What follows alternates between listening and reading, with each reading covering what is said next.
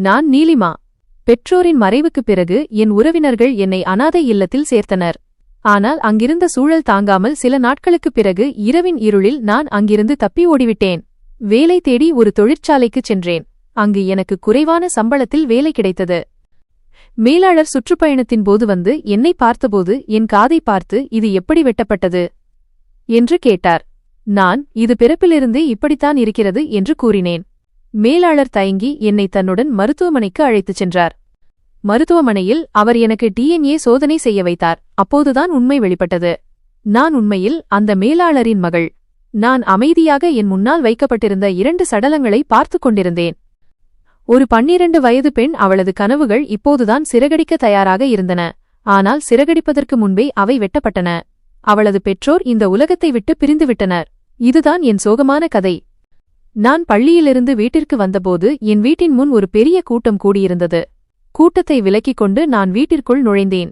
ஆனால் அடுத்த கணம் எனக்கு மரணம் போன்றது. என் பெற்றோர் இருவரும் இறந்துவிட்டனர். என் தலைக்கு மேலே இருந்த கூரை அகற்றப்பட்டது. நான் சத்தமாக அழுதிருக்க வேண்டுமென்று என் மனம் விரும்பியது. மேலும் என் தற்போதைய நிலை என்ன, நான் என்ன அனுபவிக்கிறேன், எவ்வளவு பெரிய துன்பத்தில் இருக்கிறேன் என்பதை மக்களுக்குச் சொல்ல விரும்பினேன். என் பெற்றோரை நான் இழக்க விரும்பவில்லை. எந்த ஒரு குழந்தையும் தன் பெற்றோரை இழக்க விரும்ப மாட்டார்கள். ஆனால் இறைவன் பெற்றோரை பறிக்கும்போதுதான் அவர்கள் நமக்கு எவ்வளவு முக்கியமானவர்கள் என்பதை உணர்கிறோம். என் வாழ்க்கையை என் குழந்தை பருவத்திலேயே கழிக்க நான் விரும்புகிறேன். என் பெற்றோரின் சடலத்தின் முன் அமர்ந்து நான் மோசமாக அழுது கொண்டிருந்தேன். மேலும் நான் உங்களுடன் இருக்க விரும்பினேன். உங்கள் பாசம், உங்கள் அன்பில் என்று சொல்லிக் கொண்டிருந்தேன். ஆனால் என்னிடம் சொல்வதற்கு எதுவும் இல்லை. யாரிடம் சொல்ல வேண்டுமோ, யாருக்கு புரிய வைக்க வேண்டுமோ அவர்கள் கண்களை மூடிவிட்டனர். அவர்கள் இந்த உலகத்தை விட்டு விலகி கடவுளிடம் சென்றுவிட்டனர். சிறிது நேரத்திற்குப் பிறகு ஒரு பெண் என் அருகில் அமர்ந்து என் தலையில் கை வைத்து, மகளே, இப்படி சோகமாக இருக்காதே. உன் பெற்றோரை ஒருமுறை பார்த்துக்கொள். ஏனென்றால் சிறிது நேரத்தில் அவர்களை இறுதிச் சடங்கிற்காக எடுத்துச் செல்வார்கள். இனிமேல் உன் பெற்றோரை நீ பார்க்க முடியாது என்று சொன்னார். ஆனால் நான் அப்போதும் எதுவும் பேசவில்லை. என் இதயம் ஆழ்ந்த அதிர்ச்சியில் இருந்தது. நான் முற்றிலும் அமைதியாகிவிட்டேன். என் கண்களிலிருந்து கண்ணீர் வழிந்தது. ஆனால் வாயிலிருந்து ஒரு வார்த்தை கூட வரவில்லை. யாரோ சங்கிலியால் என்னை கட்டிப்போட்டது போல் இருந்தது. ஒருமுறை அவர்களின் முகத்தை பார்த்தால் என்னால் என்னை கட்டுப்படுத்த முடியாது என்று எனக்கு தெரியும். மேலும் 2-3 பெண்கள் என் அருகில் வந்து என்னை பிடித்துக்கொண்டு, வா மகளே, உன் பெற்றோரின் முகத்தை உனக்கு காட்டுகிறோம் என்றனர். ஆனால் நான் சுவரை பிடித்துக்கொண்டு, இல்லை, நான் பார்க்க விரும்பவில்லை. தயவு செய்து என்னை தொந்தரவு செய்யாதீர்கள். நான் யாருடைய முகத்தையும் பார்க்க விரும்பவில்லை என்று சொன்னேன். என் பேச்சை கேட்ட அந்த பெண்கள் என்னை பார்த்து, தைரியமாக இரு மகளே. இப்போது நீ உன் பெற்றோரின் முகத்தை பார்க்காவிட்டால் உன் வாழ்நாள் முழுவதும் அவர்களை பார்க்க ஏங்குவாய். பிறகு பெரியவளான பிறகு நீயே உன்னை குறைத்துக் கொள்வாய். ஏன் இந்த வாய்ப்பை நீ இழந்துவிட்டாய் என்று. இந்த வாய்ப்பு உனக்கு மீண்டும் கிடைக்காது. இன்னும் சிறிது நேரத்தில் உன் பெற்றோரை எடுத்துச் செல்வார்கள். இது கடவுளின் விருப்பம். அவர்களுக்கு விபத்து ஏற்பட்டதில் உன் தவறுமில்லை, கடவுளின் தவறுமில்லை. ஒருவேளை அவர்களின் மரணம் இப்படித்தான் எழுதப்பட்டிருக்கலாம். இதுதான் அவர்களின் விதி மகளே என்றனர். அவர்களின் பேச்சைக் கேட்டு நான் மறுப்பு தெரிவிக்கும் விதமாக தலையை அசைத்து, ஆண்டி, உண்மை என்னவென்றால் அவர்களை இப்படிப்பட்ட நிலையில் என்னால் பார்க்க முடியாது. என்னால் அவ்வளவு தைரியமில்லை. கடவுளுக்காக என்னை வற்புறுத்தாதீர்கள் என்று சொன்னேன். இதை கூறியதும் என் கண்களை மூடிக்கொண்டேன். யாரோ என் இதயத்தை முஷ்டியில் பிடித்து மூடுவது போலவும் என் மூச்சை பறிப்பது போலவும் இருந்தது. ஆனால் அந்த பெண்கள் பலவந்தமாக என்னை என் பெற்றோரின் சடலத்திற்கு அருகில் அழைத்து வந்தனர். வெள்ளை துணியால் சுற்றப்பட்டிருந்த என் பெற்றோரை பார்த்ததும் சிறகுகள் இருந்தும் பறக்க மறந்த பறவையின் நிலைக்கு நான் ஆளானேன். நான் சத்தமாக கத்தி கதறி அழுதேன். அப்பா, அம்மா, எழுந்திருங்கள். தயவு செய்து எழுந்திருங்கள். என்னை விட்டுப் போகாதீர்கள். நீங்கள் இல்லாமல் நானும் இறந்து விடுவேன். நீங்கள் என்னை பிரிந்து சென்றால் நான் என் வாழ்க்கையில் ஒருபோதும் என் காலில் நிற்க முடியாது. நீங்கள்தான் என் ஆதரவு. அப்பா, அம்மா, எனக்கு உங்களைத் தவிர வேறு யாருமில்லை. கடவுளுக்காக என்னை இந்த உலகில் தனியாக விட்டு செல்லாதீர்கள் என்றேன். நான் வானத்தை பார்த்து அழுதேன். கடவுளே, தயவு செய்து என் அம்மா அப்பாவை எனக்கு திருப்பித் தாருங்கள். எனக்கு வெறும் 12 வயதுதான் ஆகிறது.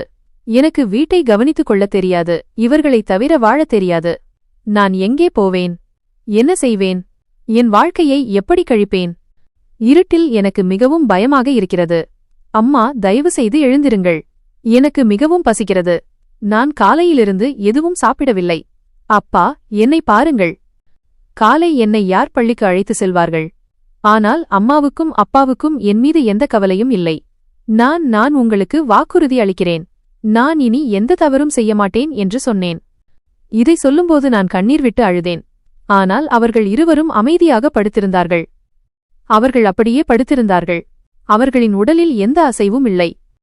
பெண்கள் மீண்டும் என் அருகில் வந்து எனக்கு ஆறுதல் கூறி, இப்படி மனம் தளர வேண்டாம் மகளே, தைரியமாக இரு என்றனர். ஆனால் நான் அவர்களின் கையை உதறி, எனக்கு இந்த அனுதாபங்கள் தேவையில்லை. எனக்கு என் அப்பா அம்மா வேண்டும். நான் அவர்களுடன் வாழ வேண்டும்.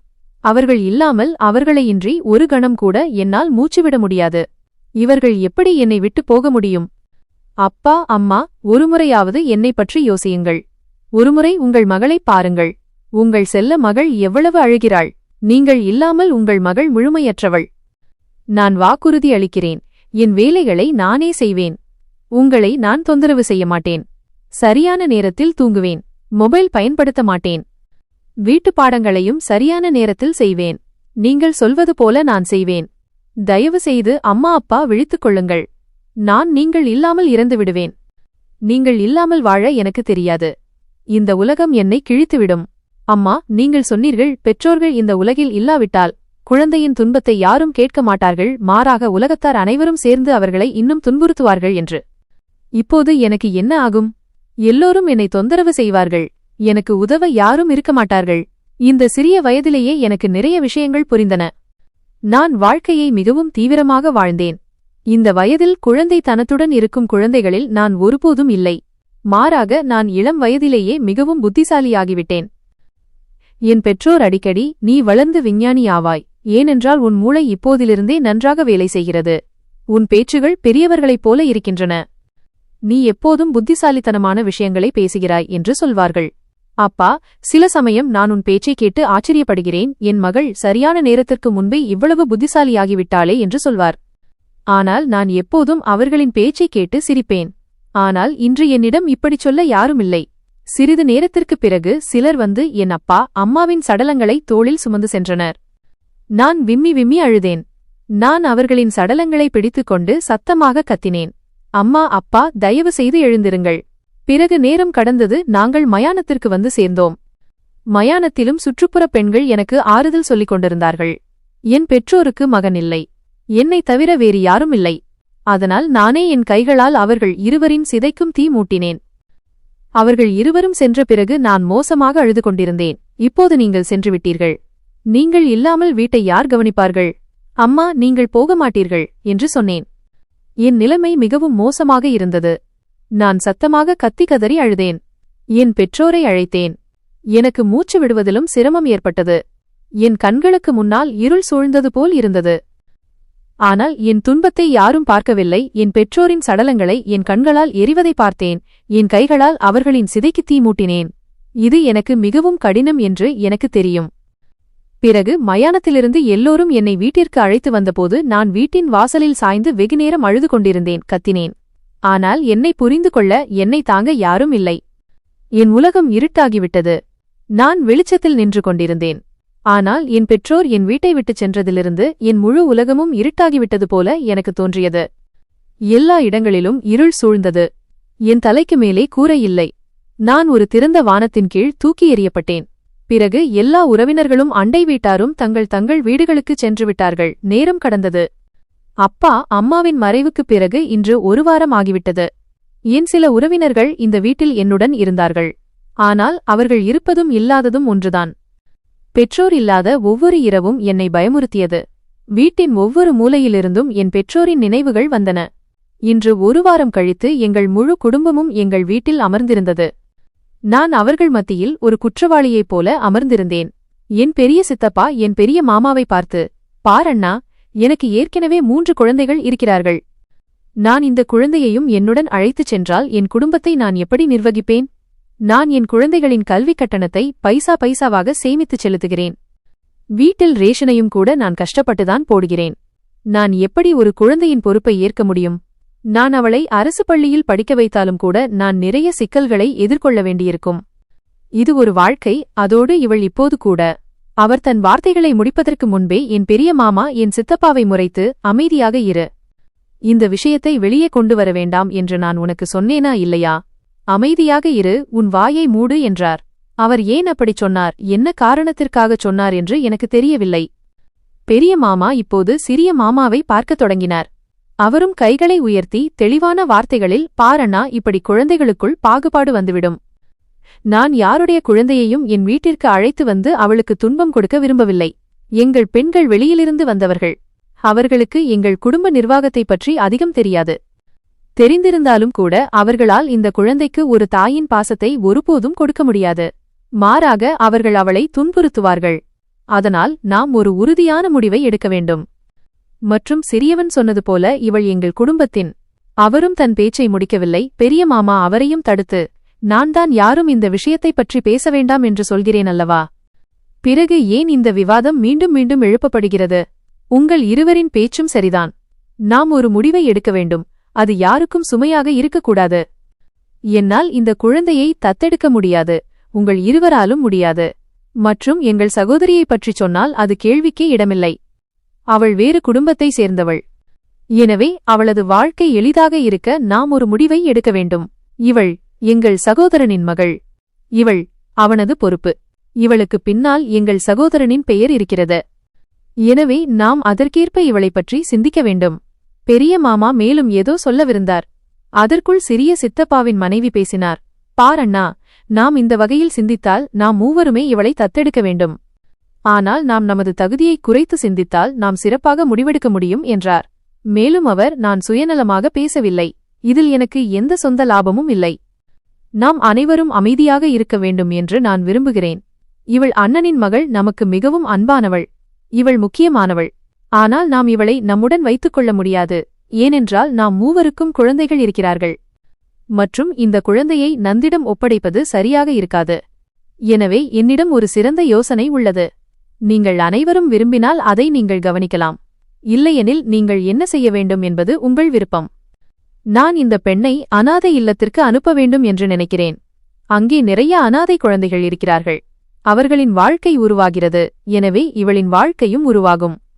அவளும் அங்கே பாதுகாப்பாக இருப்பாள். நேரம் கடந்து கொண்டே இருக்கும். 18 வயதை அடைந்த பிறகு அவர்கள் இவர்களை விடுவித்து விடுவார்கள். இவளுக்கும் 18 வயதாகும்போது நம்மில் யாராவது இவளை அழைத்து வருவார்கள். பிறகு நாம் மூவரும் சேர்ந்து இவளுக்கு திருமணம் செய்து வைப்போம். அவ்வப்போது இவளை சந்திப்போம். இவளின் நலனை பற்றி கேட்போம். இவளை மறக்க மாட்டோம். இந்த வழியில் அனாதை இல்லத்தில் இவள் நல்ல வளர்ப்பை பெறுவாள். நாம் அனைவரும் இவளைப் பற்றி கவலைப்படாமல் இருப்போம். பிறகு சரியான நேரத்தில் இவளுக்கு திருமணம் செய்து வைப்போம். இந்த வழியில் யாருக்கும் சுமை ஏற்படாது. கடைசியில் இவளை இங்கே வீட்டிலும் தனியாக விட முடியாது அல்லவா? இந்த உலகில் இவ்வளவு உறவினர்கள் இருந்தும் யாரும் இவளை தங்களுடன் வைத்துக் கொள்ளவில்லை என்று உலகத்தார் பேசுவார்கள். இவள் அனாதை இல்லத்திற்கு சென்றால் யாரும் எதுவும் சொல்ல மாட்டார்கள். இப்போது சொல்லுங்கள், என் யோசனை உங்களுக்கு எப்படி இருக்கிறது? சொல்லுங்கள், இனி என்ன செய்ய வேண்டும்? சித்தியின் பேச்சை கேட்டபோது யாரோ என் இதயத்தை கிழித்தது போல இருந்தது. ஒருவர் எப்படி இவ்வளவு கல் நெஞ்சக்காரராக இருக்க முடியும்? என் அம்மா சரியாகச் சொன்னார்கள். எந்த ஒரு குழந்தைக்கும் பெற்றோரைத் தவிர வேறு யாரும் இல்லை. நான் வானத்தை பார்க்கத் தொடங்கினேன். நான் சத்தமாக கதறி எழுது என் அம்மா அப்பாவிடம் புகார் சொல்ல விரும்பினேன். ஏன் நீங்கள் இவ்வளவு சீக்கிரம் இந்த உலகத்தை விட்டு போக வேண்டியிருந்தது? ஏன் எனக்கு இப்படி செய்தீர்கள்? இவ்வளவு சீக்கிரம் இந்த உலகத்தை விட்டு போக வேண்டியிருந்தால் என்னை ஏன் இந்த உலகத்திற்கு கொண்டு வந்தீர்கள்? என்னை ஏன் பெற்றீர்கள்? சிறிய வயதிலேயே என்னை அனாதையாக்கவா? அல்லது இந்த சுயநலமான உறவினர்களிடம் விட்டுச் செல்லவா? சிறிது நேரத்திற்குப் பிறகு பெரிய மாமா, சிறிய சித்தப்பா மற்றும் சிறிய மாமா ஆகியோர் சேர்ந்து எனக்காக ஒரு முடிவை எடுத்தனர். சித்தியின் பேச்சை அவர்கள் அனைவரும் சரியானதாக உணர்ந்தனர். அவர்கள், இதை செய்வதில்தான் நன்மை இருக்கிறது. எங்கள் வாழ்க்கை மிகவும் கடினமாக உள்ளது. எங்களால் இன்னொரு வாழ்க்கையின் சுமையை தாங்க முடியாது. எனவே இவள் அனாதை இல்லத்தில் இருப்பது நல்லது. அங்கே சந்தோஷமாக இருப்பாள் என்றனர். அவர்கள் முடிவை எடுத்துவிட்டு என்னை பார்த்தார்கள். அவர்கள் ஏதோ சொல்லவிருந்தார்கள். அதற்கு முன் நான் சோர்வாக, உங்கள் அனைவரின் முடிவையும் நான் ஏற்றுக்கொள்கிறேன். ஏனென்றால் நானும் உங்களுடன் இருக்க விரும்பவில்லை. நான் எல்லோரையும் விட்டு விலகி இருக்க விரும்புகிறேன். ஏனென்றால் நான் உங்களை பார்த்தால் எனக்கு என் பெற்றோரின் நினைவுகள் வரும். மேலும் என்னால் இப்போது மேலும் துன்பங்களை தாங்க முடியாது என்று சொன்னேன். மற்றும் எங்கோ இதுவும் உண்மைதான். சித்தப்பா, பெரிய மாமா மற்றும் சிறிய மாமா வந்ததிலிருந்து எனக்கு என் அப்பாவின் நினைவு மீண்டும் மீண்டும் வந்தது. அவர்களின் முகங்கள் ஒன்று போல இருந்தன. சிறிது நேரத்திற்கு பிறகு சித்தியும் என் 2 பெரியம்மாவும் என் அறைக்கு வந்து என் சாமான்களை பேக் செய்ய எனக்கு உதவத் தொடங்கினர். அதே நேரத்தில் அவர்கள் எனக்கு, மகளே, அங்கே போய் எந்த குறும்புத்தனமும் செய்யாதே. அங்குள்ள விதிகள் எப்படி இருக்கிறதோ அதன்படி நட. பார், உன் வாழ்க்கையை நீயே உருவாக்க வேண்டும். உன் பெற்றோர் இந்த உலகில் இல்லை, அதனால் நீ உன்னை கவனித்துக் கொள்ள வேண்டும். எங்களுக்கு சுமையாக இருப்பதை விட நீ உனக்காக ஏதாவது செய்வது நல்லது என்று விளக்கினர். ஆனால் நான் அவர்களின் பேச்சுக்கு எந்த பதிலும் சொல்லவில்லை. நான் அமைதியாக அனைத்தையும் கேட்டேன். என் உடைகள், அத்தியாவசிய பொருட்கள் போன்றவற்றை பேக் செய்துவிட்டு நான் வெளியே வந்தேன். என் வீட்டை என் கண் முன்னால் பூட்டினார்கள். ஒரு சாவி என்னிடம் கொடுக்கப்பட்டது. அது எப்போதும் என்னிடமே இருக்கப் போகிறது. மற்றொரு சாவியை என் பெரிய மாமா தன்னுடன் வைத்துக் கொண்டார். அவர் என்னிடம், உன் பெற்றோரின் பொருட்கள் உன் பொருட்கள் மற்றும் இந்த வீடு எப்போதும் உன்னுடையதாகவே இருக்கும். உன் திருமணத்தின் போது நாம் இவற்றை விற்று உன்னை மகிழ்ச்சியாக வழி அனுப்புவோம். ஆனால் பார், எங்களால் உன்னை வைத்துக் கொள்ள முடியாது. இவ்வளவு பெரிய வீட்டில் உன்னை தனியாக விட முடியாது என்று வாக்குறுதியளித்தார். அவர்கள் எனக்கு அர்த்தமற்ற ஆறுதல்களை கொடுத்து கொண்டிருந்தார்கள். ஆனால் என் இதயம் மீண்டும் மீண்டும் நான் இங்கிருந்து சென்றால் இவர்கள் என் வீட்டை விற்று சாப்பிடுவார்கள் என்று சொல்லிக் கொண்டிருந்தது. சிறிய வயதிலேயே இந்த உலகம் பணத்திற்கு பின்னால் ஓடுகிறது, இவர்களும் பணத்திற்கு பின்னால்தான் ஓடுகிறார்கள் என்று எனக்கு புரியும் அளவுக்கு அறிவிருந்தது. ஒருமுறை என் அம்மா என்னிடம், நாம் ஒருவேளை போய்விட்டால் இந்த வீடு உன்னுடையதாக இருக்கும் என்று சொன்னார்கள். ஆனால் இன்று இந்த வீடு என்னுடையது அல்ல, மாறாக இந்த வீட்டை என் அப்பாவின் உறவினர்கள் கிழித்து சாப்பிடப் போகிறார்கள் என்று எனக்கு புரிந்தது. நான் யாரிடமும் எதுவும் சொல்லவில்லை. மாமாவும் சித்தப்பாவும் என்னை அநாதை இல்லத்திற்கு அழைத்துச் சென்றனர். அங்கே பெண்களுடன் எப்படி நடந்து கொள்வார்கள், நான் அங்கே எப்படி வாழ வேண்டும், என்ன விதிகள் எனக்கு பொருந்தும் என்று எனக்கு தெரியாது. அநாதை இல்லத்தில் அநாதை குழந்தைகள் இருப்பார்கள். அவர்களுக்கு பின்னால் யாரும் இருக்க மாட்டார்கள். மேலும் உறவினர் யாராவது இருந்தாலும் அவர்கள் வேண்டுமென்றே அவர்களை இங்கே விட்டுச் செல்வார்கள் என்று மட்டும் எனக்கு தெரியும். ஒரு நீண்ட பயணத்திற்குப் பிறகு அவர்கள் என்னை ஒரு அநாதை இல்லத்திற்கு அழைத்து வந்தார்கள். நான் நின்று கொண்டிருந்தபோது ஏக்கப் பார்வையுடன் அந்த கட்டிடத்தை பார்த்தேன். நான் இங்கே வந்திருக்கக் கூடாது. என் பெற்றோர் இன்று உயிருடன் இருந்திருக்க வேண்டும் என்று நினைத்தேன். ஆனால் மனித வாழ்க்கையில் சில காஷ மைனஸ் ஒருவேளை எப்போதும் காஷாகவே இருக்கும். என் கண்களில் வந்த ஈரத்தை நான் துடைத்தேன். சித்தப்பா மற்றும் மாமாவுடன் நான் உள்ளே சென்றேன். என் இதய துடிப்பு மிகவும் வேகமாக இருந்தது. என் நிலையை என்னால் யாரிடமும் விளக்க முடியவில்லை. என் பார்வை உடனடியாக வலதுபுறம் திரும்பியது. அங்கு பல பெண்கள் கம்பியை பிடித்துக் கொண்டு நிற்பதை பார்த்தேன். நானும் சிறிது நேரத்தில் அங்கேதான் நிற்கப் போகிறேன். இந்த உணர்வு என்னை உள்ளுக்குள் கொன்று கொண்டிருந்தது. தன் கண்களில் பல கனவுகளை சுமந்த ஒரு 12 வயது பெண் இன்னும் பல மைல்கற்களை கடக்க வேண்டியிருந்தாள்.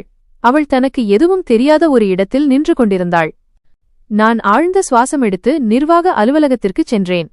அங்கே அவர்கள் என்னை பற்றிய அனைத்து விவரங்களையும் எடுத்துக்கொண்டனர். என் பொருட்கள் போன்றவற்றை பெற்றுக்கொண்டு மாமா மற்றும் சித்தப்பாவிடம் சில கையெழுத்துக்களைப் பெற்றனர். அவர்கள் இருவருக்கும் இடையே என்ன பேசிக் கொண்டார்கள் என்று எனக்கு கவலையில்லை. நான் சன்னலுக்கு அருகில் நின்று இப்போது என் எதிர்காலம் மறைந்திருந்த அந்த பெரிய புல்வெளியை பார்த்துக் கொண்டிருந்தேன். சிறிது நேரத்திற்குப் பிறகு மாமாவும் சித்தப்பாவும் என் அருகில் வந்து நின்றனர். அவர்கள் இருவரும் என்னிடம் ஏதோ பேசுவதற்கு முன் நான் தீவிரமாக, எனக்கு ஆறுதல் சொல்லவோ அல்லது எனக்கு எதுவும் புரிய வைக்கவோ தேவையில்லை என்று சொன்னேன். நான் ஒரு சின்ன குழந்தை இல்லை. நீங்கள் சொல்லும் ஆறுதல் வார்த்தைகளை நான் நம்பி ஏமாற மாட்டேன். என் பெற்றோரை இழந்த பிறகு நான் இந்த உலகத்தை புரிந்து கொண்டேன். பெற்றோர் இறந்தால் எல்லா உறவுகளும் கூட இறந்துவிடுகின்றன. எனக்கு உண்மை நன்றாக தெரியும். நீங்கள் இருவரும் செல்லலாம். உங்கள் வேலை முடிந்தது. என்னை இங்கு கொண்டு வந்து சேர்த்ததற்கு மிக்க நன்றி. இல்லையெனில் சிலர் திரும்பி பார்க்கக்கூட மாட்டார்கள். என் பேச்சைக் கேட்டு அவர்கள் இருவரும் என் தோளில் கை வைத்தனர். சித்தப்பா, மகளே, நீ எங்கள் மீது கோபமாக இருக்கிறாய் என்று எனக்கு தெரியும். ஆனால் பார், நாங்கள் நிராதரவானவர்கள். எங்களுக்கும் எங்கள் குழந்தைகள் இருக்கிறார்கள் என்று சொன்னார். அவர் தன் வார்த்தைகளை முடிப்பதற்கு முன் நான் திரும்பி எதிரே நின்றிருந்த நிர்வாக அதிகாரியை பார்த்து, சார், நீங்கள் என்னை நான் இனிமேல் தங்க வேண்டிய பெண்களிடம் அழைத்துச் செல்ல முடியுமா? என் இடத்தையும் எனக்குச் சொல்லுங்கள் என்று கேட்டேன். என் வார்த்தைகள் மிகவும் தீவிரமாக இருந்தன. நான் யாருடனும் அதிகமாக பேச விரும்பவில்லை. என் பேச்சைக் கேட்ட அவர் தலையை ஆட்டினார். இன்டர்காம் மூலம் வைஷாலி என்ற ஒரு பெண்ணை அழைத்தார். சிறிது நேரத்திற்குப் பிறகு ஒரு பெண் வந்தாள். அவள் வஸ்ட்ராங்கானவள். அவள் நிறம் கருப்பு. அவள் கண்கள் சிவப்பாக இருந்தன. அவள் நீல நிற ஆடைகளை அணிந்திருந்தாள். ஒரு கணம் இந்த பெண்ணை பார்த்ததும் எனக்கு ஏன் என்று தெரியவில்லை. ஆனால் நான் மிகவும் பயந்தேன். ஆனால் நான் என் பயத்தை உள்ளுக்குள்ளேயே மறைத்துக் கொண்டேன். இவ்வளவு சிறிய வயதில் இருந்தபோதிலும் நான் என் பயத்தையும் பதட்டத்தையும் துன்பத்தையும் என் முகத்தில் காட்டாமல் இருப்பது என் இயல்பில் இருந்தது. நான் எப்படி உணர்கிறேன் என்பதை, என் உணர்வுகள் அனைத்தையும் என்னுள்ளேயே மறைத்துக் கொள்வேன். யாரிடமும் எதுவும் சொல்ல மாட்டேன். நிர்வாக அதிகாரி இந்த பெண்ணை பார்த்து, வைஷாலி, இந்த பெண்ணை அழைத்து செல். இவள் புதிய பெண் வந்திருக்கிறாள் என்று சொன்னார். அவள் என்னை தலை முதல் கால் வரை கவனமாக பார்த்தாள். பிறகு தலையை ஆட்டி, வா மகளே, என்னுடன் வா என்று சொன்னாள். என் இதயம் வேகமாக துடிக்கத் தொடங்கியது. எனக்கு ஏன் என்று தெரியவில்லை. நடுங்கும் கைகளால் நான் சித்தப்பாவின் கையை பிடித்துக் கொண்டேன். அவர் என்னை பார்த்து, பயப்படாதே நீலிமா, இவள் உனக்கு எதுவும் சொல்ல மாட்டாள். இவளுடன் செல் என்று சொன்னார். நான் என் நெற்றியில் வந்த வியர்வையை துடைத்து தலையை ஆட்டி, சரி, போகலாம் என்று சொன்னேன். நான் எடுத்து வைக்கும் ஒவ்வொரு அடியும் எனக்கு மிகவும் கனமாக இருந்தது. நான் அந்த பெண்ணின் அருகில் சென்றேன். அவள் என் கையை பிடித்து லேசான புன்னகையுடன், பயப்படாதே மகளே, நான் உனக்கு எதுவும் சொல்ல மாட்டேன்.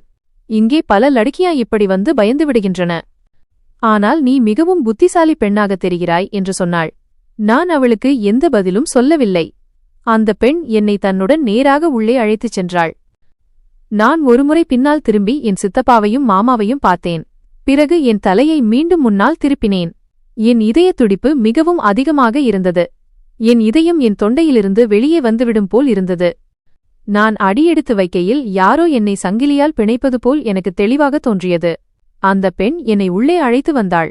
அது ஒரு பெரிய பாதை. அதில் ஆங்காங்கே சிறிய அறைகள் இருந்தன. அவள் என்னை ஒரு பெரிய மண்டபத்திற்கு அழைத்து வந்தாள்.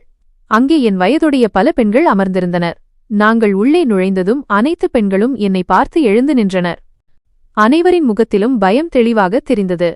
ஆனால் நான் முற்றிலும் அமைதியாக இருந்தேன். என் முகத்தில் எந்த உணர்ச்சிகளும் இல்லை.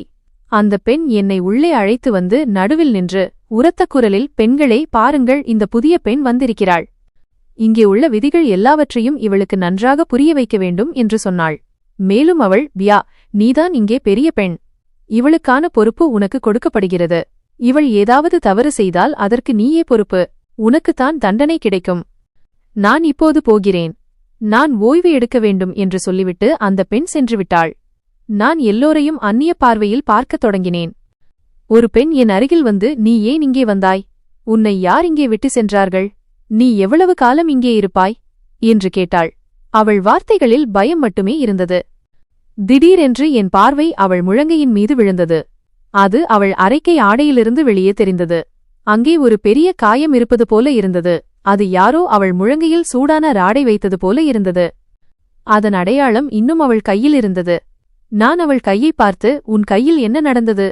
அங்கே காயம் ஏதேனும் இருக்கிறதா என்று கேட்டேன். என் பேச்சை கேட்ட அவள் தலையை ஆட்டி, இதற்குப் பிறகு நான் உனக்குச் சொல்கிறேன். முதலில் நீ என் கேள்விக்கு பதில் சொல் என்று சொன்னாள். மற்ற பெண்களும் இப்போது என் அருகில் வந்து நின்றனர்.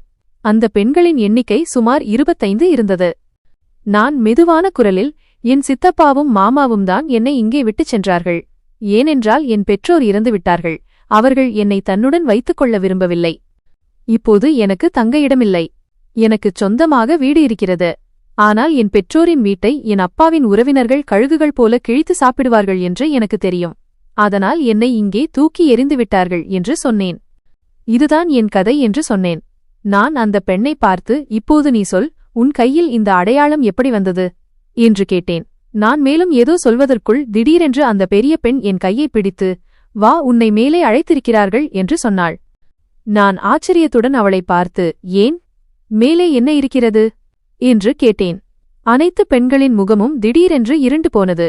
அவர்கள் அவளை பார்த்து, பியா, விட்டுவிடு, நீ பேசு, இங்கே உனக்குச் செல்வாக்கு இருக்கிறது. இந்த பாவம் இப்போதுதான் வந்திருக்கிறாள். இவள் நாளை இந்த சடங்கை செய்யட்டும். இவளை இன்றைக்கு விட்டுவிடுங்கள். தயவு செய்து இன்று இவளுக்கு இப்படி செய்யாதீர்கள். இவளின் பெற்றோரும் இறந்துவிட்டார்கள் என்று சொன்னார்கள். ஆனால் பியா என்ற அந்த பெண் அலட்சியமாக, இவளுக்கு மட்டுமில்லை, நம் எல்லோரின் பெற்றோரும் இறந்துவிட்டார்கள். அதனால்தான் நாம் இங்கே இருக்கிறோம். இது ஒரு சடங்கு. இதை செய்தாக வேண்டும். இந்த பெண் இங்கே இருக்கும்போது யாருக்காவது ஏதாவது தீங்கு ஏற்பட்டால் நான் இவளுக்கு நல்லதுதான் விரும்புகிறேன். அதனால்தான் சொல்கிறேன். நீங்கள் அனைவரும் அமைதியாக இருப்பது நல்லது என்று சொன்னாள். இதை சொல்லிவிட்டு அவள் என்னை அழைத்துக்கொண்டு மேலே சென்றாள். நான் இந்த பெரிய பெண்ணை ஆச்சரியத்துடன் பார்த்தேன். நான் ஏதோ சொல்ல நினைத்தேன். அதற்குள் அவள், கேள், இங்கே இருக்க வேண்டும் என்றால் இங்கே சில விதிகள் உள்ளன.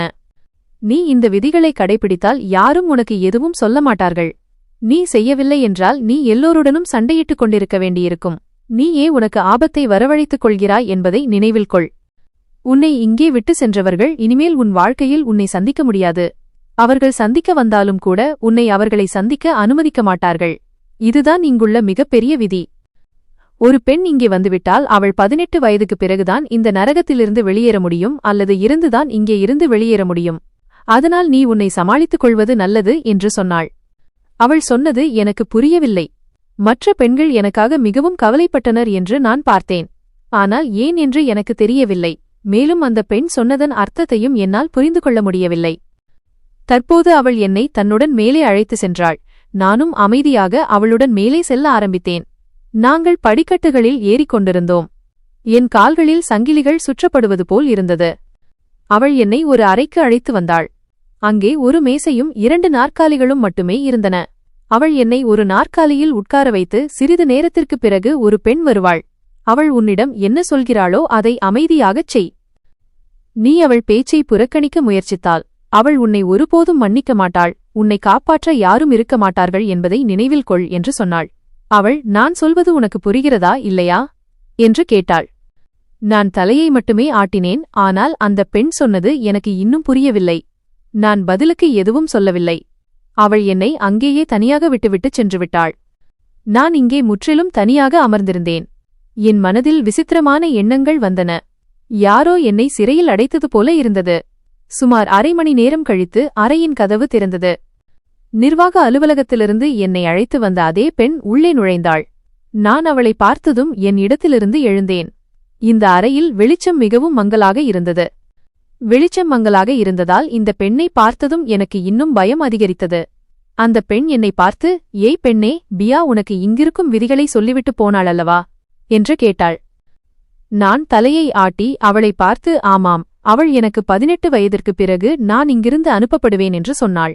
அதற்கு முன் இங்கே என்னை பார்க்க யார் வந்தாலும் நான் அவர்களின் முகத்தை பார்க்க முடியாது, அவர்களும் என்னை பார்க்க முடியாது என்று சொன்னாள் என்று சொன்னேன்.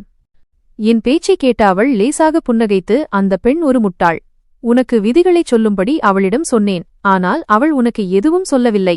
இப்போது இது உன் பிரச்சனை. நீ எப்படி எதுவும் தெரியாமல் அனைத்தையும் சகித்துக் கொள்ளப் போகிறாய் என்று சொன்னாள். இதைச் சொல்லிவிட்டு அவள் வெளியே இருந்த ஒருவரை உரத்த குரலில் அழைத்தாள். ரமேஷ், பெண்ணை கொண்டு வா, தயாராக இருக்கிறாள். சிறிது நேரத்திற்குப் பிறகு ஒரு ஆண் உள்ளே நுழைந்தார். அவர் ஒரு பெரிய மரப்பெட்டியை கொண்டு வந்தார். அதை என் முன்னால் வைத்தார். அந்த பெண் லேசாக புன்னகைத்து என்னை பார்த்து, இங்கே ஒரு விதி இருக்கிறது. இங்கே இருக்கும் ஒவ்வொரு பெண்ணின் கையிலும் ஒரு அடையாளம் வைக்கப்படும். அது அவள் இந்த அனாதை இல்லத்தை சேர்ந்தவள் என்று அடையாளம் காட்டுவதற்காக. இது அவளின் ஒரு வகை அடையாளம் என்று சொன்னாள். இதை கேட்ட நான் ஆச்சரியத்துடன் அவளை பார்த்தேன். அவள் சொன்னது எனக்கு புரியவில்லை.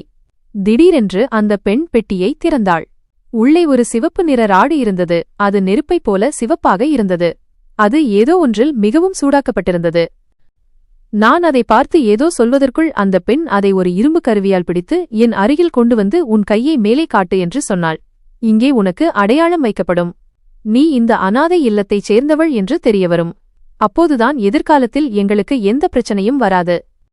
அவள் பேச்சை கேட்டு நான் துடித்துப்போய், ஆனால் என் கை எரிந்துவிடும். இதையெல்லாம் பார்த்தால் எனக்கு பயமாக இருக்கிறது என்று சொன்னேன். நீங்கள் ஏன் எனக்கு இதெல்லாம் செய்ய விரும்புகிறீர்கள் என்று கேட்டேன். அவள், இது இங்கிருக்கும் பாரம்பரியம். இந்த பாரம்பரியத்திற்கு முன்னால் யாரும் செல்ல முடியாது, பின்வாங்கவும் முடியாது. உன் கையை காட்டி சீக்கிரம் உன் கையில் அடையாளம் வைத்துக் கொள்வது நல்லது என்று சொன்னாள். அவள் பேச்சை கேட்டதும் என் கண்களில் கண்ணீர் வந்தது. நான் நடுங்கிக் கொண்டிருந்தேன். நான் அந்த பெண்ணை பார்த்து, தயவுசெய்து எனக்கு இப்படி செய்யாதீர்கள். கடவுளுக்காக எனக்கு மிகவும் வலிக்கும் என்று சொன்னேன். இப்போது எனக்கு புரிந்தது, அந்த பெண் கையிலிருந்த காயம் நீங்கள்தான் கொடுத்தீர்கள் என்று சொன்னேன். நான் மேலும் ஏதோ சொல்வதற்குள் அவள் என் ஆடையை மேலே ஏற்றாமல் என் கையில் அந்த சிவப்பு நிற ராடை வைத்துவிட்டாள். என் அலறல் அறை முழுவதும் எதிரொலித்தது. நான் மிகவும் சத்தமாக கத்தினேன்.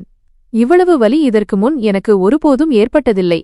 என் நிலை மிகவும் மோசமாகிவிட்டது.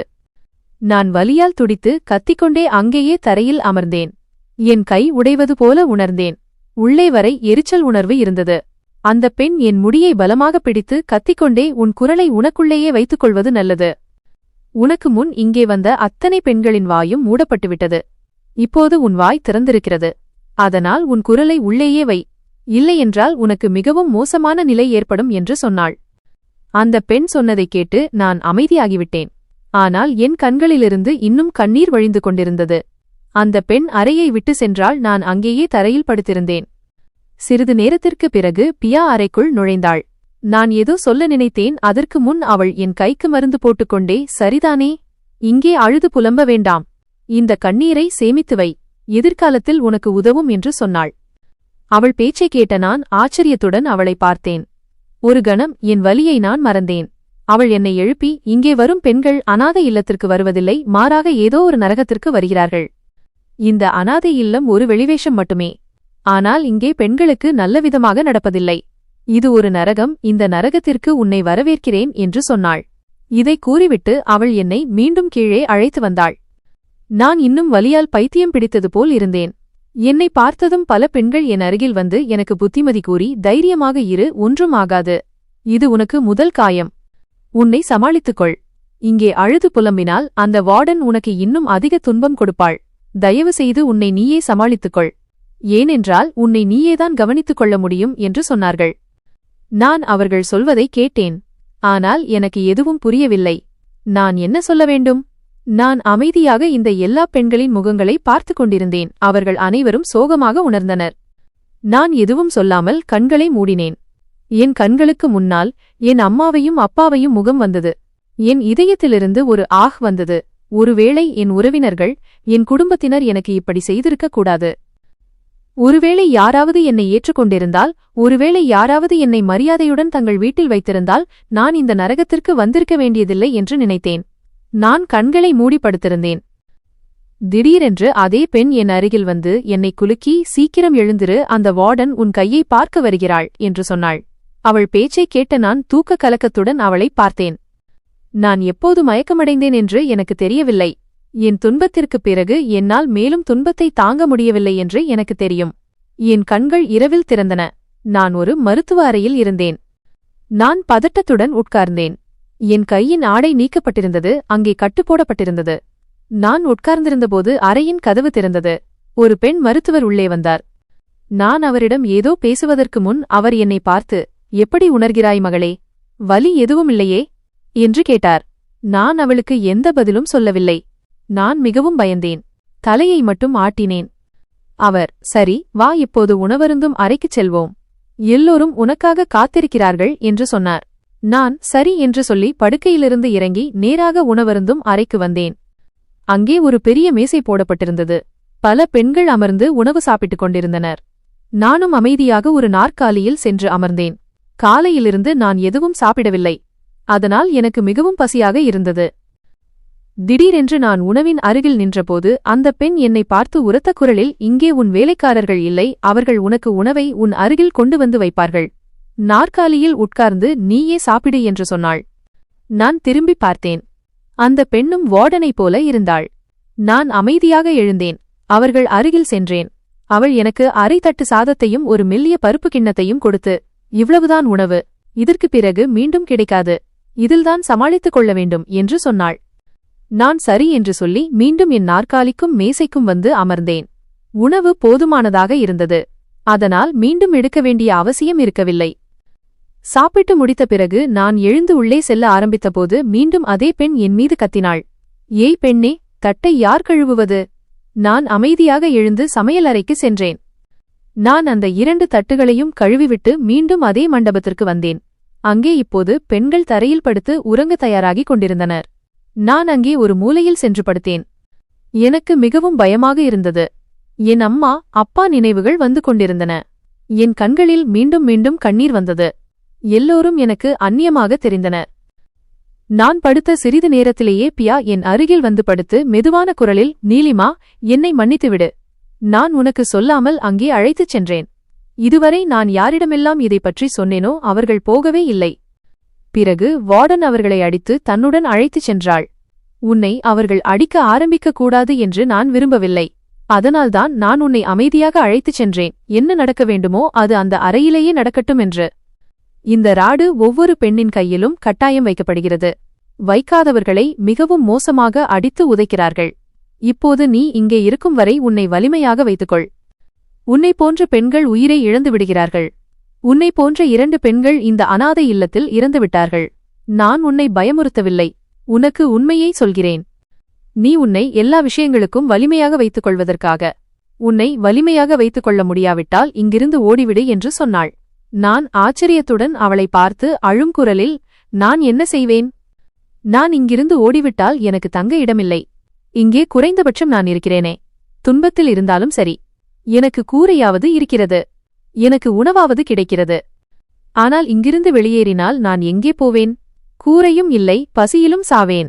எனக்கு இருக்கும் இடமெல்லாம் இதுதான். எப்படியாவது நான் இங்கேயே சமாளித்துக் கொள்ள வேண்டும் என்று சொன்னேன். என் பேச்சை கேட்ட அவள் என் தோளில் தட்டினாள். என் அருகிலிருந்து எழுந்து நின்று, அப்படியானால் உன்னை வலிமையாக்கிக்கொள். ஒவ்வொரு துன்பத்தையும் தாங்கிக் கொள்வதற்காக. இப்படி அழுவதும் மயக்கமடைவதும் பிரச்சனைக்கு தீர்வல்ல. இந்த விஷயங்கள் உனக்கு 2-3 நாட்களுக்கு ஒருமுறை நடந்து கொண்டே இருக்கும். இப்போது இவர்கள் உன்னை கூரைக்கு அழைத்துச் செல்வார்கள். உன் விலை நிர்ணயிக்கப்படும். இப்போது உன்னை மற்றொரு சோதனைக்கு தயார் செய்து கொள் என்று சொன்னாள். இதை கூறிவிட்டு அவள் சென்றுவிட்டாள். நான் ஆச்சரியமான கண்களுடன் அவள் என்ன சொன்னாள் என்று பார்த்துக் கொண்டிருந்தேன். எந்த விலை, எந்த சோதனை? நான் இந்த பெண்ணின் பின்னால் சென்று அவளிடம் கேட்க விரும்பினேன். ஆனால் எனக்கு தைரியம் வரவில்லை. படுத்துக்கொண்டே நான் எப்போது தூங்கினேன் என்று எனக்கு தெரியவில்லை. அடுத்த நாள் காலை சூரியன் அதன் முழு ஒளியுடன் பரவியிருந்தது. புதுசாக வந்திருந்த பெண்கள் ஒரு மூலையில் அமர்ந்து பயந்து போயிருந்தார்கள். பியா என் அருகில் வந்து என்னை பார்த்து, இன்னும் கொஞ்ச நேரத்தில் உனக்கு உடுத்துவதற்காக சில ஆடைகள் கொடுக்கப்படும். அவற்றை அணிந்து கொண்டுதான் மேலே கூரைக்குப் போவாய். இன்னும் கொஞ்ச நேரத்தில் விருந்தினர்களும் வர இருக்கிறார்கள் என்று சொன்னாள். அவள் பேச்சை கேட்டதும் நான் உடனடியாக, நேற்று நீ என்னிடம் ஏதோ சொல்லிவிட்டு போனாய். பரீட்சை விலை. அதை பற்றிய உன் பேச்சுகள் எனக்கு புரியவில்லை. பார், ராடை பற்றி நீ என்னிடம் சொல்லவில்லை. நான் உன்னை கேள்வி கேட்கவில்லை. ஆனால் இப்போது இது என்ன விஷயம் என்று நீ குறைந்தபட்சம் எனக்கு சொல் என்று கேட்டேன்.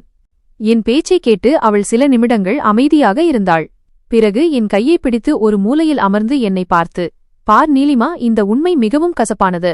ஆனால் உண்மை என்னவென்றால், இங்கே வரும் பெண்கள் என்றென்றும் அழிக்கப்படுகிறார்கள். அதாவது வெளியுலகத்துடன் அவர்களுக்கு எந்த தொடர்பும் இருக்காது. நீயும் 18 வயதை அடைந்த பிறகு நீ வெளிநாட்டிற்கு அனுப்பப்படுவாய். அங்கே எங்களுக்கு பயிற்சி அளிக்கப்படும். அதன் மூலம் நாங்கள் பெரிய மனிதர்களை மகிழ்விக்க முடியும். அதாவது இன்று இரவு உன்னை யார் வாங்குகிறார்களோ, யார் அதிக விலை வைக்கிறார்களோ, நீ பெரியவளான பிறகு அவருக்கே ஒப்படைக்கப்படுவாய். பிறகு அவர் உன்னை எந்த நாட்டிற்கு வேண்டுமானாலும் அனுப்பலாம். அங்கே சென்று உன் எஜமானருக்கு, அதாவது உன்னை வாங்கும் மனிதருக்கு நீ சேவை செய்வாய். இப்போது உனக்கு வயது குறைவு. சேவையின் அர்த்தம் உனக்கு புரியாது. ஆனால் நீ வளர்ந்து செல்லும்போது இந்த அர்த்தங்கள் அனைத்தும் உனக்கு புரியும் என்று சொன்னாள். நான் தாமதிக்காமல், தயவுசெய்து எனக்கு எல்லா விஷயங்களையும் விரிவாக புரியவை என்று கேட்டேன். பிறகு அவள் எனக்குச் சொன்னதைக் கேட்டு நான் ஆச்சரியப்பட்டேன். அவள் எனக்கு எல்லாவற்றையும் விளக்கினாள். உன் உடல்நிலை மோசமாக்கப்படும். நீ ஒரு மிருகம் போல நடத்தப்படுவாய். உனக்கு மரியாதை இருக்காது. நீ ஒரு ஆடு போல ஆகிவிடுவாய் என்று சொன்னாள். அவள் பேச்சை கேட்ட நான் எதுவும் பேச முடியாமல் திகைத்தேன். நான் அமைதியாக அமர்ந்திருந்த அத்தனை பெண்களையும் பார்த்தேன். அவர்கள் முற்றிலும் அமைதியாக இருந்தனர். நான் இங்கே இருக்க விரும்பவில்லை. நான் இந்த பெண்களைப் போல முட்டாளும் பயந்தவளும் அல்ல. நான் படித்த புத்திசாலி பெண். எனக்கு 12 வயதுதான் என்றாலும் என் தந்தை என்னை வளர்த்த விதத்தால் நான் என் உரிமைக்காக போராடத் தெரிந்தவள். ஆனால் நான் மிகவும் தந்திரமாக என் வேலையை செய்ய வேண்டியிருந்தது. நான் இங்கே புத்திசாலித்தனம் காட்டினால் நான் சிக்கிக்கொள்ள நேரிடலாம். அதனால் போராட நான் விரும்பவில்லை. இப்போது அமைதியாக எல்லா பக்கங்களிலும் என் பார்வையை செலுத்தத் தொடங்கினேன். நான் எப்படியாவது இங்கிருந்து ஓடிவிட வேண்டும். இந்த சிறையிலிருந்து வெளியேற வேண்டும். நான் ஒரு தவறான அனாதை இல்லத்திற்கு வந்துவிட்டேன். நான் இங்கே இருந்து என் வாழ்க்கையை வீணாக்க முடியாது. தற்போது அவர்கள் கொடுத்த சுத்தமான ஆடைகளை நான் அணிந்து கொண்டேன். நெரிசல் ஏற்படுவது போல நடித்து நான் அனாதை இல்லத்தின் பிரதான வாயிலுக்கு அருகில் நின்று குளிர்காற்றை சுவாசிக்கத் தொடங்கினேன். ஆனால் என் கண்கள் புல்வெளியின் மீதே இருந்தன. நான் அன்று ஜன்னல் வழியாக புல்வெளியை பார்த்தபோது கேட்டின் பின்புறத்தை பார்த்தேன்.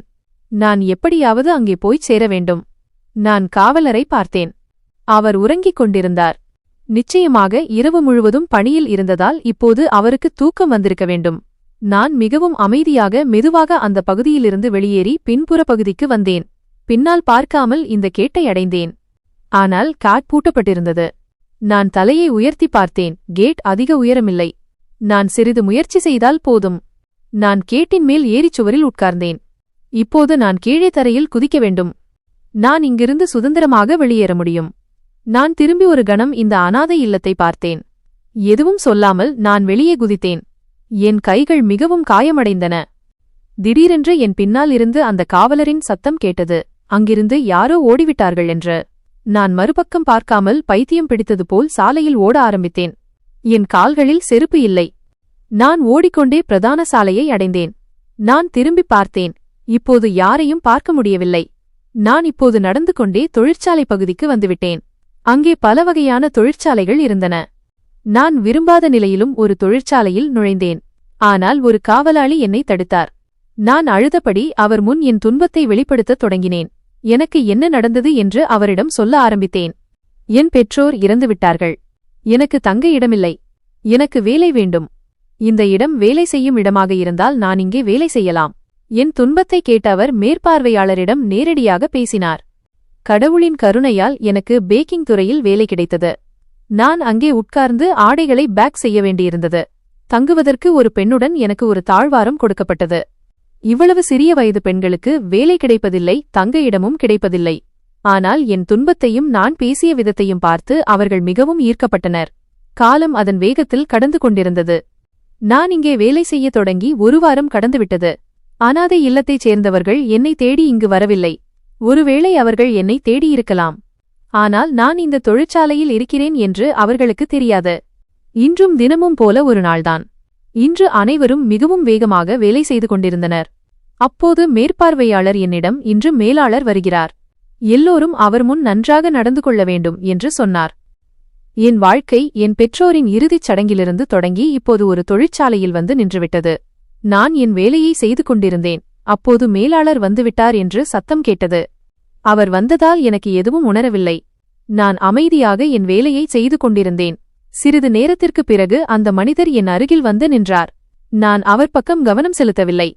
அவர் திடீரென்று என் கையை பிடித்து, மகளே, உன் காது எப்படி வெட்டப்பட்டது என்று கேட்டார். நான் ஆச்சரியத்துடன் அவரை பார்த்தேன். என் காதில் ஒரு வெட்டுக்காயம் இருந்தது. நான் மெதுவான குரலில், இந்த அடையாளம் எனக்கு பிறந்ததிலிருந்தே இப்படித்தான் இருக்கிறது என்று சொன்னேன். என் பேச்சைக் கேட்ட அவர் சில நேரம் எதுவும் பேச முடியாமல் இருந்தார். பிறகு என்னை பார்த்து, மகளே, நீ என்னுடன் வா என்று சொன்னார். அவர் இந்த செயலால் நான் ஆச்சரியப்பட்டேன். அந்த மனிதர் என்னை நேராக மருத்துவமனைக்கு அழைத்து வந்தார். பிறகு எனக்கு டிஎன்ஏ சோதனை செய்ய வைத்தார். அவர் என்ன செய்தார் என்பதை நான் அமைதியாக பார்த்து கொண்டிருந்தேன். நான் அவரிடம் கேட்டேன். ஆனால் அவர் என்னை அமைதிப்படுத்தினார். அறிக்கை 1.5 மணி நேரம் கழித்து வந்தது. இந்த நேரத்தில் நாங்கள் ஒரு பெஞ்சில் ஒருவருக்கொருவர் சிறிது தூரத்தில் அமர்ந்திருந்தோம். அவர் என்ன செய்து கொண்டிருந்தார் என்று எனக்கு தெரியவில்லை. ஆனால் அவர் நிறுவனத்தின் மேலாளர் என்பதால் நான் அவரை நீண்ட நேரம் பார்த்து கொண்டிருந்தேன். சிறிது நேரத்திற்குப் பிறகு ஒரு நபர் வந்து அறிக்கையை கொடுத்தார். அந்த அறிக்கையை படித்து அந்த மனிதருக்கு ஏற்பட்ட நிலையை பார்த்து நான் ஆச்சரியப்பட்டேன். அவர் உடனடியாக கைகளை கூப்பி கடவுளிடம் பிரார்த்தனை செய்ய ஆரம்பித்தார். கண்ணீர் விட்டு அழத் தொடங்கினார். பிறகு திடீரென்று எழுந்து என்னை ஆறத் தழுவினார். சில சமயங்களில் என் நெற்றியை முத்தமிட்டார். சில சமயங்களில் என் கையை தன் கையில் எடுத்துக்கொண்டார். அவரது நிலையை பார்த்து நான் திகைத்துப் போனேன். அவர் அழுதுகொண்டே, நீ என் மகள். என் மகள், நான் எல்லா இடங்களிலும் தேடினேன். என் உயிர் பாதியானது நீ எனக்கு என் சொந்த தொழிற்சாலையிலேயே வேலை செய்வதைக் கண்டேன். நீ இங்கே வேலை செய்கிறாய் என்று எனக்கு தெரியவில்லை. இது நடக்க முடியாது. இது பொய். கடவுளே, நீ இதை எப்படி செய்தாய்? என்னை பார்த்து அவர் இப்படி சொல்லி கண்ணீர் விட்டு அழத் தொடங்கினார். பிறகு அவர் எனக்குச் சொன்ன உண்மைகளைக் கேட்டு நான் ஆச்சரியப்பட்டேன். அவர், பிரதாப்ஜி, அதாவது உன் தந்தை, என் வீட்டில் வேலை செய்து கொண்டிருந்தார். நாங்கள் இருவரும் மிகவும் நல்ல உறவில் இருந்தோம். உன் தந்தைக்கு குழந்தை பிறக்கவில்லை. அதே நிலைதான் எனக்கும் இருந்தது. ஆனால் கடவுளின் அற்புதம் நடந்தது. என் வீட்டில் கடவுள் ஒரு மகளை கொடுத்தார். நீ 2 நாட்கள் எங்களுடன் இருந்தாய். பிறகு பிரதாப் உன்னை அழைத்து சென்றார். அவர் எங்கே சென்றார் என்று எனக்கு தெரியவில்லை. நான் உன்னையும் பிரதாப்பையும் எல்லா இடங்களிலும் தேடினேன். நான் உங்களை இருவரையும் கண்டுபிடிக்க மிகவும் முயற்சி செய்தேன். ஆனால் நீ எனக்கு எங்கும் கிடைக்கவில்லை. கடவுளின் இந்த அற்புதம் எப்படி நடக்க முடியும் என்று எனக்கு புரியவில்லை. 12 வருடங்களுக்குப் பிறகு என் குழந்தை எனக்கு கிடைத்தது. அவர் பேச்சை கேட்ட நான் அப்பாவை பற்றி எல்லா விஷயங்களையும் அவரிடம் சொன்னேன். அப்பா இறந்துவிட்டார். அவர் உலகில் இல்லை என்று. என் பேச்சை கேட்ட அவர் மிகவும் வருத்தப்பட்டார். ஆனால் அவர் என்னை கண்டுபிடித்ததில் மிகவும் மகிழ்ச்சியாக இருந்தார். என் நிலைமையைப் பற்றி கேட்கக்கூட நினைக்கவில்லை. அவர் என்னை தன் வீட்டிற்கு அழைத்து வந்தார். நான் என் உண்மையான தாயை பார்த்தபோது ஆச்சரியப்பட்டேன். நான் அச்சு அசலாக அவர் போலவே இருந்தேன். இதில் எந்த சந்தேகமும் இல்லை. அவர்கள்தான் என் பெற்றோர். அந்த பெண்ணும் என்னை தழுவி மிகவும் அழுதார். இத்தனை வருடங்களுக்குப் பிறகு என் மகள் எனக்கு கிடைத்துவிட்டாள் என்று சொல்லிக் கொண்டிருந்தார். கடவுள் என் வாழ்க்கையை இப்படியும் மாற்ற முடியும் என்று என்னால் நம்ப முடியவில்லை. மேலாளர் என் அப்பாவாக வருவார் என்று நான் கனவிலும் நினைக்கவில்லை. நான் அவரிடம் அனாதை இல்லம் பற்றிய முழு கதையையும் சொன்னேன். உடனே அவர் அதன் மீது நடவடிக்கை எடுத்தார். காவல்துறையில் புகார் அளித்தார். அனைத்து பெண்களும் அங்கிருந்து விடுவிக்கப்பட்டு அந்த அனாதை இல்லம் மூடப்பட்டது என்று தெரிய வந்தது. நான் இப்போது என் பெற்றோருடன் மகிழ்ச்சியாக இருக்கிறேன். கடவுள் என் மீது இந்த அளவுக்கு இரக்கம் காட்டுவார் என்று எனக்கு தெரியாது. என் முழு வாழ்க்கையிலும் நான் ஒரு பாடத்தை கற்றுக்கொண்டேன். மனிதன் என்றால் என்ன? அவனது வாழ்க்கை என்ன? இவை அனைத்தும் கடவுளுக்கு மட்டுமே தெரியும். உங்கள் வாழ்க்கையில் எப்போது என்ன அற்புதம் நடக்கும் என்று உங்களுக்கும் தெரியாது. கடவுள் எல்லாவற்றையும் பார்த்து கொண்டிருக்கிறார். அவர் ஒருபோதும் மக்களுக்கு உதவுவதை நிறுத்துவதில்லை. நண்பர்களே, எங்கள் கதை உங்களுக்கு பிடித்திருக்கும் என்று நம்புகிறேன். கதை பிடித்திருந்தால் வீடியோவை லைக் செய்யுங்கள். சேனலுக்கு புதியவர் என்றால் சேனலை சப்ஸ்கிரைப் செய்யுங்கள். மேலும் அடுத்த அறிவிப்பை முதலில் பெற நோட்டிஃபிகேஷன் பெல்லை அழுத்த மறக்காதீர்கள்.